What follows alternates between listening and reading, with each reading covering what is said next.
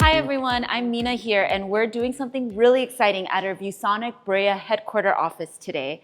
We removed our previous generation of the LDM dvLED series, and we're actually installing our new LDP series, which is our pre-configured that has 4K resolution.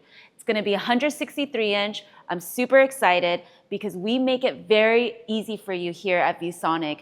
Everything comes in a single SKU number, all the things that you need for a video wall installation, from power supplies to cabinets to LED tiles to mounting.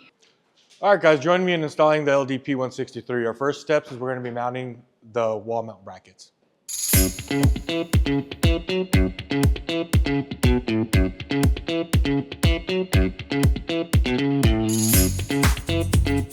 Hi, Maz. Yes. So can you explain to our audience a little bit what you guys are doing now? So I just drilled some pilot holes to hang the mounting bracket. Okay. And then from there we will level it out.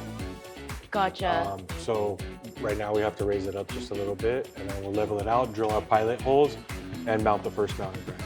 Awesome. Thank you. If you want to learn more, visit us at ViewSonic.com.